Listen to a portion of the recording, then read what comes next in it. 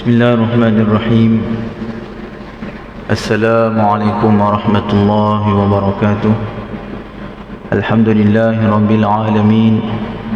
Wassalatu wassalamu ala ashrafil anbiya'i wal mursalin wa ala alihi wa ashabihi ajma'in. Subhanaka la ilma lana illa ma 'allamtana innaka antal alimul hakim. Qala rabbi shrah li sadri wa yassir li amri wahlul 'uqdatam min lisani yafqahu qawli. Allahumma zidna 'ilma warzuqna fahma. Allahumma faqihna fid din wa 'allimna at-ta'wil wa 'allimna at-ta'wil wa la hawla wa la quwwata illa billahil 'aliyyil 'azim. Alhamdulillah, syukur kehadiran Allah Subhanahu wa taala kerana hanya saja dengan izinnya Allah Subhanahu wa taala telah pilih kita untuk sama-sama meluangkan masa untuk mendengar dan bermuzakarah kitab yang berkaitan dengan Ummul Amrad, yang ini ibu segala penyakit. Alhamdulillah, tuan-tuan puan-puan yang dimuliakan oleh Allah Subhanahu wa taala, Allah Subhanahu wa taala telah meletakkan kejayaan setiap manusia, lelaki, wanita, tua, muda, kanak-kanak, yang berkulit putih, yang berkulit hitam, yang berada di Malaysia maupun yang berada di luar negara, semuanya, andai kata ia adalah manusia, maka kejayaan bagi manusia hanyalah dengan mentaati perintah Allah dan mengikuti cara yang telah ditunjuk oleh baginda Muhammad sallallahu alaihi wasallam. Tuan-tuan yang diberikan oleh Allah Subhanahu wa taala, masa yang Allah Subhanahu wa taala berikan kita di atas muka bumi ini adalah masa untuk kita mengusaha atas kejayaan kita, mengusaha atas maksud kita. Maksud kita sebagai seorang hamba adalah untuk mentaati seluruh perintah Allah dengan cara baginda sallallahu alaihi wasallam. Oleh kerana itu, masa yang Allah Subhanahu wa taala berikan, saki-baki yang ada pada kita di akhir di muka bumi ini, maka hendaklah kita gunakan masa-masa ini hanya saja untuk mengabdikan diri kepada Allah Subhanahu wa taala. Kerana apabila kita kembali kepada Allah, maka yang Allah Subhanahu wa taala inginkan daripada seorang hamba itu hanyalah iman yang sempurna dan amal yang sempurna.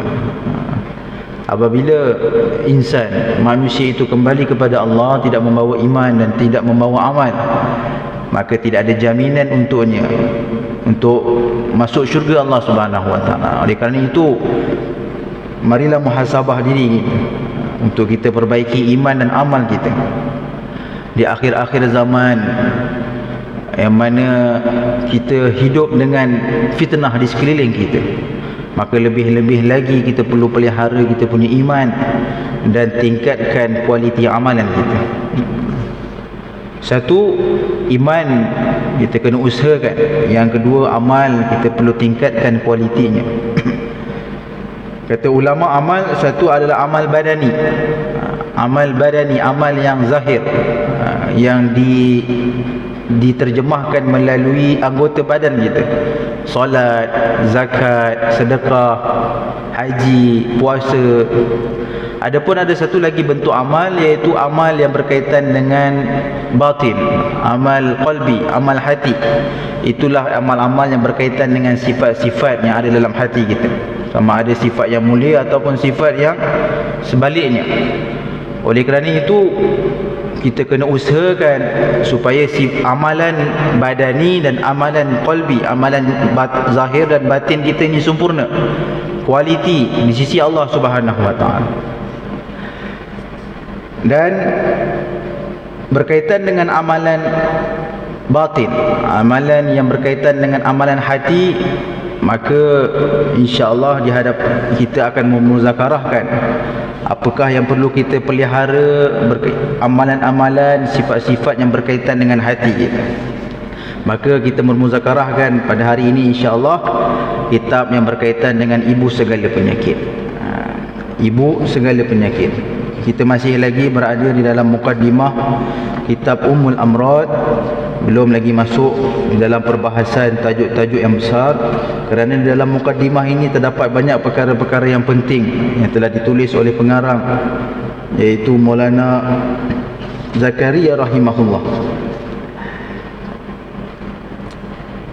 Beliau bagi tahu dalam mukaddimah ini antara usaha-usaha syaitan, antara usaha-usaha syaitan untuk merosakkan seseorang hamba Allah Subhanahu wa taala. Hamba kita sebagai manusia ni, satu, syaitan ni dia akan rosakkan kita bergantung kepada kategori kita. Kategori awam yang biasa, dan kategori awam yang sering mendekatkan diri kepada Allah. Contohnya kita panggil orang masjid, orang yang sentiasa menghabiskan masa dia untuk agama Allah, orang yang sentiasa menghabiskan saki baki hidupnya untuk menegakkan agama Allah. Dan yang kedua adalah orang yang berilmu. Syaitan dia akan merosakkan manusia ini, bukan cara dia semua sama. Semua manusia cara yang sama, tak. Dia bergantung kepada manusia. Manusia seorang yang berilmu, lain cara untuk syaitan menghasutinya, lain cara untuk syaitan merosakkan dia. Orang awam biasa, lain cara untuk syaitan merosakkan dia.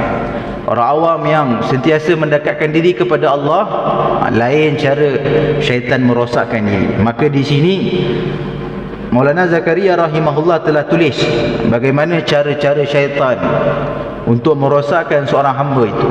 Maka kita kena kenal pasti diri kita ni kategori yang mana. Adakah kita ni awam biasa, yang amalan kita hanya biasa-biasa sahaja, ataupun kita ni dikategorikan awam yang mendekatkan diri kepada Allah, sentiasa menjaga solatnya di rumah Allah, di masjid, 5 waktunya ada terpacak di masjid, dengan tahajudnya, zikirnya, puasanya pada setiap Isnin dan Khamis, pada hari-hari putih. Maka orang-orang macam ni, lain cara syaitan merosakkan dia berbanding dengan orang awam biasa. Orang yang berilmu, ustaz-ustaz, ulama-ulama, lain lagi cara syaitan merosakkan mereka. Dengan ilmu itu sendiri syaitan boleh merosakkan seorang ustaz, seorang alim, seorang ulama. Maka oleh kerana itu kita kena kenal pasti kita di kategori yang mana. Jadi kata pengarang rahimahullah, Maulana Zakaria rahimahullah, antara usaha-usaha syaitan untuk merosakkan seseorang itu, ini untuk siapa ni? Ini untuk orang biasa, awam biasa. Dia merosakkan melalui sifat-sifat mazmumah dan adat-adat buruk yang bertentangan dengan matlamat asal, iaitu penyucian akhlak yang batil. Untuk orang biasa, untuk awam biasa, syaitan ni dia akan rosakkan dengan sifat-sifat mazmumah, sifat-sifat buruk, dan juga adat-adat yang buruk. Syaitan akan merosakkan dia dengan dia melazimi diri dia dengan sifat-sifat yang buruk, adat-adat yang buruk. Dia tak boleh nak ubah dah. Sifat-sifat yang ada dalam hati dia tu kekal. Sifat-sifat buruk tu susah nak ubah. Syaitan akan rosakkan dia, terus menerus melakukan sifat-sifat buruk itu, adat-adat buruk daripada yang lahir daripada diri syaitan akan hasut, akan rosakkan dia melalui perkara-perkara tersebut. Maka dengan perkara-perkara itu, makin hari makin jauh dia dengan Allah Subhanahu wa taala, makin hari makin jauh dia dengan sunnah Rasulullah sallallahu alaihi wasallam. Ini untuk kategori yang pertama, untuk awam biasa. Yang mana dalam diri mereka sudah ada adat-adat yang buruk, dalam diri mereka sudah ada sifat-sifat yang buruk, maka syaitan akan rosakkan supaya dia istiqamah dengan sifat tersebut. Oleh kerana itu kita kena pelihara diri kita. Kita tengok diri kita, lihat diri kita di kategori yang mana. Sekiranya kita di kategori awam biasa, maka perbaikilah sifat-sifat ini, perbaikilah sifat-sifat yang buruk yang ada dalam hati kita, ataupun adat-adat yang buruk yang lahir daripada diri kita, supaya makin hari kita bertemu, makin hari kita makin hampir dengan Allah Subhanahu wa taala. Kemudian kata pengarang rahimahullah, syaitan juga akan mengusahakan seorang itu untuk syaitan, dia tidak mengusahakan seseorang itu untuk melakukan dosa-dosa zahir dan amalan yang boleh menghalang daripada ketakwaan serta ibadah yang banyak, tetapi syaitan berusaha keras untuk menambahkan dalam diri seseorang itu ibu segala penyakit, iaitu sifat takabur. Dengan adanya sifat takabur ini, segala amalan yang telah diusahakan akan menjadi binasa. Natijahnya mereka yang memberi keseluruhan hidup di jalan Allah Subhanahu wa taala dengan sebab adanya sifat takabur ini akan menjadi lebih rendah darjatnya daripada orang awam biasa, dan akan terkumpul di dalam dirinya itu segala sifat yang buruk. Ini untuk kategori awam yang mana sentiasa mendekatkan diri kepada Allah. Untuk orang awam yang memberi keseluruhan masanya di jalan Allah, memberi keseluruhan masanya, kebanyakan masanya di rumah Allah. Jadi untuk orang yang macam ni, syaitan takkan tegah dia daripada melakukan ibadat. Syaitan takkan halang dia daripada pergi ke masjid. Tak. Cara syaitan nak merosakkan orang-orang yang sebegini, orang-orang yang dah istiqamah pergi masjid, orang-orang yang istiqamah membantu agama Allah, orang-orang istiqamah dengan dakwah, orang-orang yang istiqamah dengan ibadah, maka syaitan tidak akan usaha untuk dia melakukan dosa-dosa yang zahir. Syaitan tak akan usaha nak rosakkan dia, syaitan tak akan usaha untuk menghalang dia daripada melakukan ibadat. Tak ada. Syaitan tak akan usaha untuk menghalang dia datang ke rumah Allah, tidak. Tapi cara syaitan merosakkan orang-orang yang sebegini adalah dengan cara dia memasukkan satu sifat, dengan sifat ini datanglah ke semua sifat yang buruk. Itulah yang dipanggil ibu segala penyakit, iaitu sifat takabur. Syaitan rosakkan orang-orang yang sebegini dengan sifat takabur. Dia akan merasakan dalam diri dia, lihat, hari-hari aku ada kat masjid, hari-hari aku ada kat rumah Allah. Oleh kerana itu kita kena pelihara hati kita. Inilah dipanggil amal batin, amal yang tersembunyi, iaitu kita kena pelihara diri kita daripada sifat-sifat, daripada sifat takabur ini. Untuk orang awam biasa, syaitan akan rosakkan mereka, teruskan dengan sifat-sifat mazmumah, sifat-sifat buruk, teruskan. Tetapi untuk orang awam yang sentiasa menghabiskan masa dia di jalan Allah, sentiasa menghabiskan masa dia untuk agama Allah, membantu agama Allah, sentiasa menghabiskan masa dia di rumah-rumah Allah, maka syaitan syaitan tidak akan merosakkan dia dengan cara menghalang dia datang ke rumah Allah. Syaitan tak akan merosakkan dia dengan cara melakukan dosa-dosa zahir. Takkan orang yang datang ke rumah Allah buat dosa di hadapan orang ramai, tak ada. Dia akan rasa malu, dia akan rasa aku ni orang masjid, takkan nak buat dosa zahir, takkan nak minum arak depan orang ramai, takkan nak mencuri. Jadi syaitan tak akan hasut dia buat perkara-perkara yang dosa zahir. Bahkan syaitan akan merosakkan seseorang yang menghabiskan masa di jalan Allah, seorang yang sentiasa berada di rumah-rumah Allah ini, syaitan akan merosakkan dia dengan satu sifat, yang mana dengan sifat ini maka akan hancurlah dia. Itulah yang dinamakan sifat takabur. Moga Allah pelihara kita. Jangan sampai kita merasai apabila kita sentiasa datang ke rumah Allah, kita rasa kitalah yang paling baik. Jangan sampai kita rasa dalam hati kita, terdetik dalam hati kita bahawa kita adalah orang yang baik, yang bagus. Kerana apa? Kerana kita sentiasa ada kat rumah Allah, kerana kita lah orang yang sentiasa ke depan dalam membantu agama Allah, ke depan dalam bersedekah, ke depan dalam ibadat.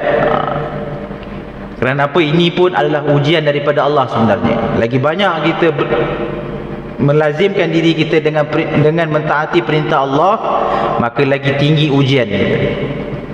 Lagi dekat kita dengan Allah, maka lagi tinggi ujian kita. Oleh kerana itu kita kena pelihara. Kita kena pelihara hati kita. Contoh yang diberikan oleh Allah Subhanahu Wa Taala, kita kena pelihara hati daripada sifat takabur, kerana dengan sifat takabur maka akan hancurlah segala amalan kita.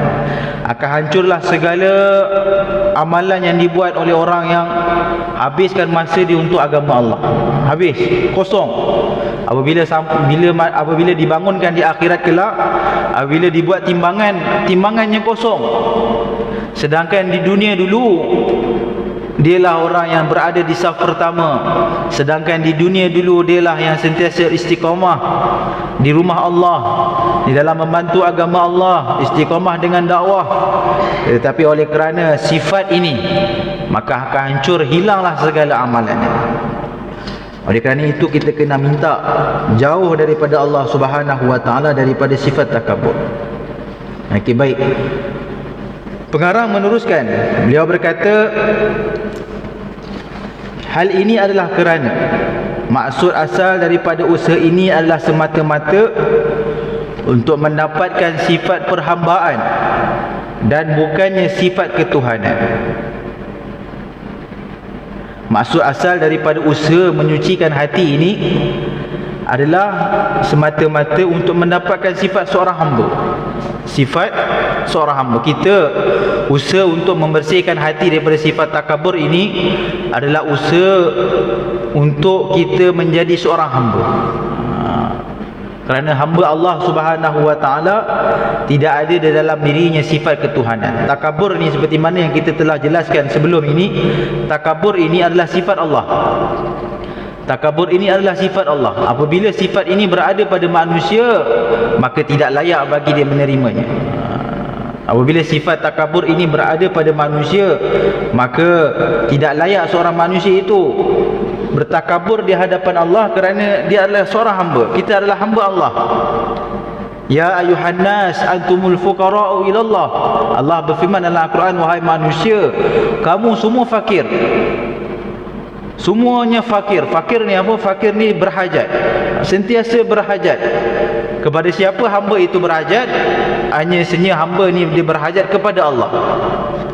Seorang hamba hajatnya sentiasa akan disembahkan kepada Allah. Ya Allah, aku ada masalah keluarga, selesaikanlah.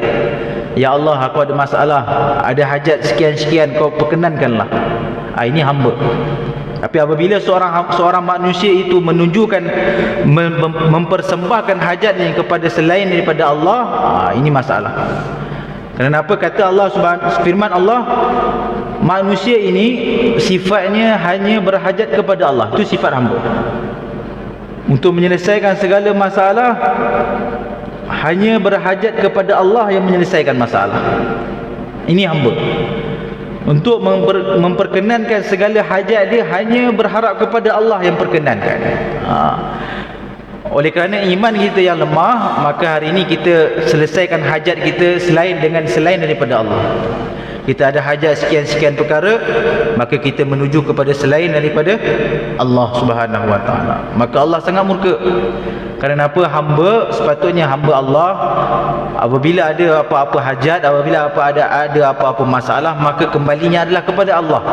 Tapi apabila dikembali kepada selain daripada Allah, maka Allah marah, Allah murka. Oleh kerana itu kita kena usaha, dan usaha ini berkaitan dengan iman kita. Tuan-tuan berkata Allah Subhanahu Wa Taala, kata pengarang, justru sifat perhambaan menuntut supaya seseorang hamba itu memantapkan sifat rendah diri. Hamba kita sebagai hamba Allah, sifat yang perlu kita ada adalah sifat rendah diri. Sifat yang perlu kita ada adalah sifat rendah diri, tawaduk, dan tidak menginginkan kemasyhuran dengan sebenar-benarnya. Kata ulama, sifat perhambaan menuntut supaya seseorang hamba itu memantapkan sifat rendah diri, tawaduk, dan tidak menginginkan kemasyhuran dengan sebenar-benarnya. Ini sifat hamba. Rendah diri, tidak takabur. Kemudian sentiasa tawaduk, menganggap dirinya tiada apa-apa, lemah, dan sedikit pun tidak mengharapkan apa-apa bentuk kemasyhuran pun. tidak menginginkan, tidak mengharapkan kita ni menjadi masyhur, tak. Ini hamba. Kemudian kata pengarang, tetapi apa yang berlaku adalah sebaliknya. Yang berlaku adalah sebaliknya, iaitu hamba tersebut terjebak dengan sifat takabur, hamba tersebut terjebak dengan sifat ujub, hamba tersebut terjebak dengan sifat menginginkan kemasyhuran sehingga mengatasi orang dunia dalam masalah sifat-sifat buruk ini. Yang berlaku sebaliknya, dan inilah yang berlaku pada diri kita.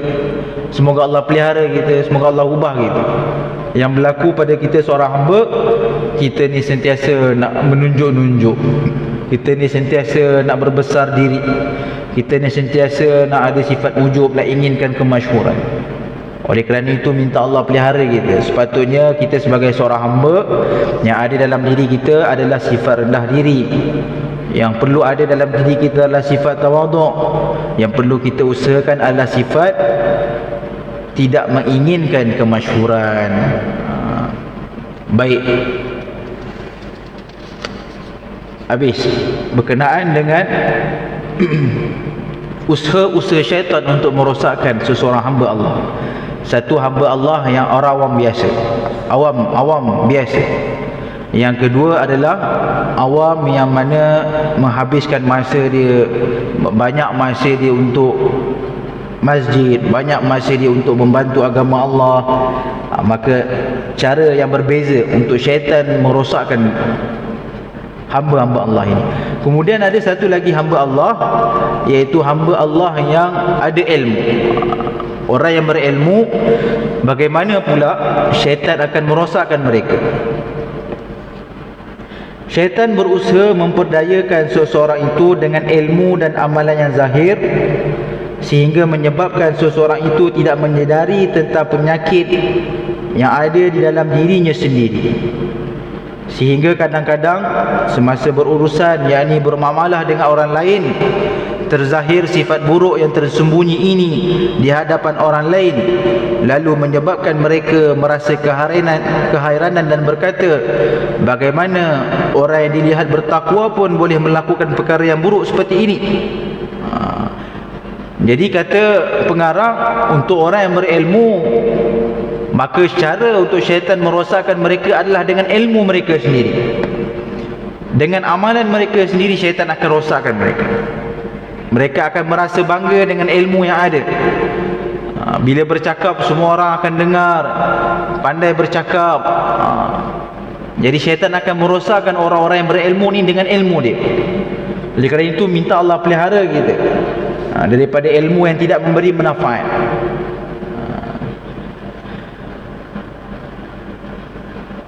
Kemudian kata pengarang,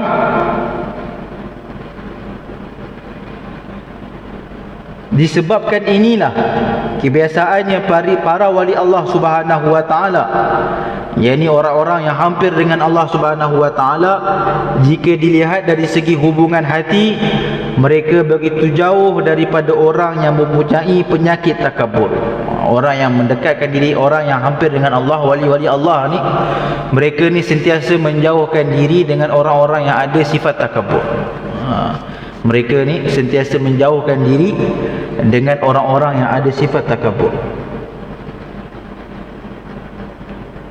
Walaupun dari segi zahir kita melihat mereka begitu menghormati orang yang mempunyai sifat takabur. Bila orang-orang yang hampir dengan Allah ni, mereka ni sentiasa menjauhkan diri mereka daripada orang-orang yang ada sifat takabur.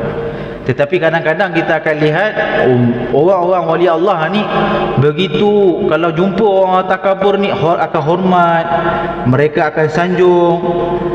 Tetapi sebenarnya kata pengarang, sebenarnya hanya mereka melakukan sedemikian hanyalah semata-mata untuk mereka menunaikan tuntutan syarak.